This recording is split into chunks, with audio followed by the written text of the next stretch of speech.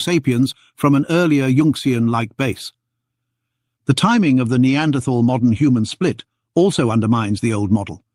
If Neanderthals were already evolving distinctive faces by 400,000 years ago, and their lineage split from ours perhaps 600,000 to 700,000 years ago, then the true last common ancestor predates the bulk of the Chibanian fossils. Ancestral candidates must be older than 600,000 years ago and show a facial pattern. Meaning the ancestors of these particular specimens, the Neanderthal, Denisovan, and the said African anatomically, is older than all of them. They don't have the genetic or the archaeological data. I'm saying they're looking in the wrong spot. They need to be looking into the Americas, and they need to start digging deeper, because they don't dig that deep because they don't think there's anything there significantly. They're going to find evidence that Americans once migrated into Africa earlier, and as early as 120,000 years ago. Excuse me. 1,000,000 years ago. Then the true last common ancestor predates the bulk of the Chibanian fossils. Ancestral candidates must be older than 600,000 years ago and show a facial pattern compatible with both Neanderthals and modern humans. Thus, while the clade may share a common ancestor, that ancestor is not the one shared by us and Neanderthals. The young ages of Kabwe and similar fossils also have cultural implications. Archaeologists once assumed that Middle Stone Age toolkits in Africa signaled Homo sapiens, but the 299,000-year age for Kabwe shows that archaic non-sapiens hominins were making, or at least associated with, early Middle Stone Age artifacts. Africa 300,000 years ago was not home to a single evolving lineage, but a patchwork of contemporaneous humans. Early Homo sapiens at sites like Jebel Irhoud and Florisbad, late surviving hominins such as Kabwe, perhaps Homo naledi in the south, and possibly other ghost populations. This mirrors Eurasia, where Neanderthals, Denisovans, See, that's what we got to get into, is this ghost population, because they're not going to tell you who are these ghost populations. Surviving hominins such as Kabwe, perhaps Homo naledi in the south, and possibly other ghost populations. This mirrors Eurasia, where Neanderthals, Denisovans, late Homo erectus, and small-bodied island forms coexisted. The story of modern human origins is thus reticulate and Pan-African, not linear replacement. Chris Stringer's own intellectual journey exemplifies this shift.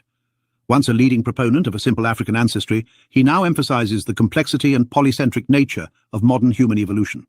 The Kabwe redating prompted him to publicly acknowledge that the ancestral link is uncertain, and that this skull is surprisingly young. It shows no significant derived features of our species. His review on the face went further, explicitly rejecting the idea that the robust Middle Pleistocene African crania represent the ancestral morph for Homo sapiens. Instead, he and his colleagues argue for a deeper, possibly Junxian, man-like ancestor, and for recognizing the African and European fossils as a separate branch. This re-evaluation also affects how we interpret gene flow and introgression. Genomic studies detect traces of archaic African lineages in modern populations, so-called ghost introgressions. Late surviving hominins, such as Kabwe's population, could have contributed such DNA. Their survival until at least 300,000 years ago means they could have overlapped and interbred with emerging Homo sapiens. And I'm now much less confident about who that common ancestor was. I used to think it was Homo heidelbergensis. Now I don't know who the common ancestor is, and I don't even know where that common ancestor lived. The ancestor may have lived in Africa, but equally it could have lived in Asia, could have even lived in Europe. So I think, and as it says here, this age estimate raises further questions about the mode of evolution of Homo sapiens in Africa, and whether Heidelbergensis rhodesiensis was a direct ancestor of our species. And as we say here, the evidence instead suggests that the large and non-sapiens-like faces of Bodo and Broken Hill represent taxonomic diversity in the African Middle Pleistocene record, which could exclude the large fossils assigned to Heidelbergensis and rhodesiensis as representative of an ancestral morph for Homo sapiens. Thus, even if they are not our direct ancestors, they may have left a genetic legacy. This parallels how Neanderthals and Denisovans, though side branches, contributed small fractions of our genome. But if they didn't come from Africa, then this raises the possibility of an into-Africa migration. Another important aspect is the distinction between morphology and ancestry. The African and European fossils clearly share a common evolutionary root. They are a group that diverged from earlier Homo erectus grade ancestors, acquired a suite of cranial specializations, and radiated across two continents. But the fact that a group is familiar does not mean our species descends directly from it. Phylogenetic trees can have side branches that are internally cohesive, yet end in extinction or in gene flow mosaics. The African clade seems to be such a branch, a successful widespread population complex that persisted into the late Middle Pleistocene, but was not the trunk from which Homo sapiens arose. The facial evidence has become especially decisive because the face integrates many functional and developmental signals. By comparing growth patterns, surface resorption, and bone deposition, researchers can reconstruct ancestral states. The modern human face appears to have deep roots, with some early African and even Eurasian fossils hinting at its beginnings well before 300,000 years ago. This undermines any model that tries to derive our facial plan from late, massively built Kabwe or Bodo-type skulls. Instead, modern human facial evolution looks like a long-term trend toward reduction and retraction that started early and continued gradually, while the lineage retained or even exaggerated. Let's be clear. When you listen to people like Black Ice, what he got on the screen, every time he states something in the chat is made up out of a lie. He haven't showed you or talked about any archaeological real data, anthropological data. He said the Black Aborigines over here in America skull is more Australoid than Africanoid. No, it's actually more Negroid than it is either one of those. And that's what the data says. As a matter of fact, let me take a quick pause right here just to debunk this idiot who doesn't have any data, any knowledge, or any research on American bones. Let's go.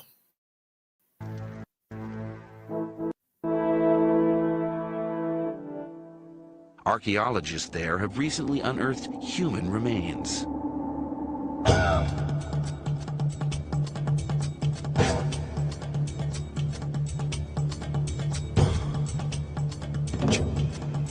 These are the American bones, Black Ice. Look. Prehistoric skulls were found buried in layers of soil 9 to 12,000 years old.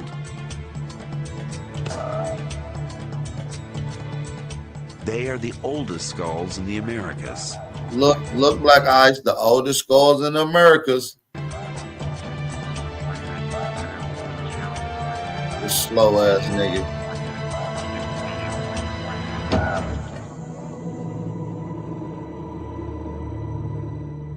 This is the oldest of them all. The skull of a young woman nicknamed Luthia by scientists.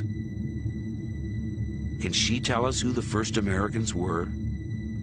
Let's see if they Austranoid, Africanoid, or Negroid. Let's see.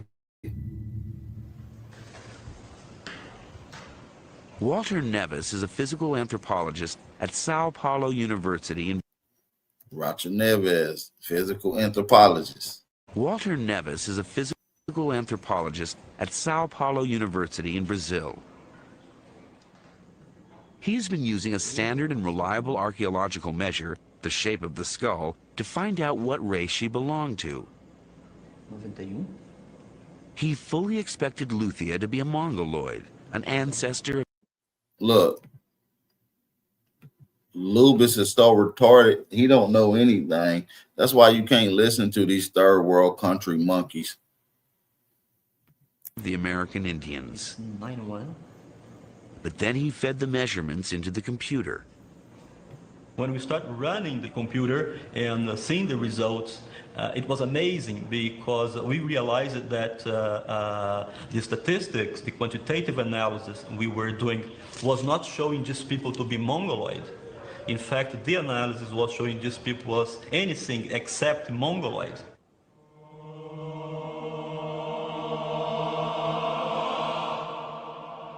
So who was Luthia?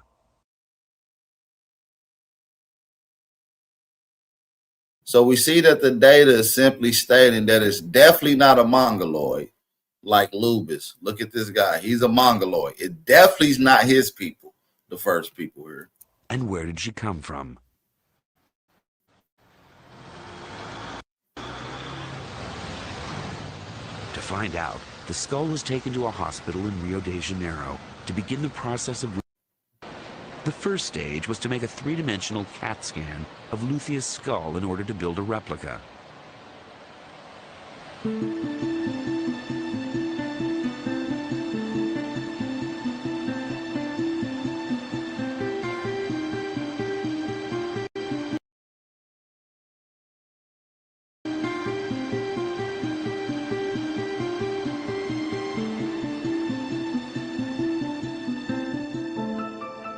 The cast was then given to Richard Neve of the University of Manchester in England. It was given to Richard Neves. It went from Walter Neves to Richard Neves. Let's see what they both said. The qualitative data of all the specimens said they are not mongoloid. One of the world's leading forensic artists to recreate her features.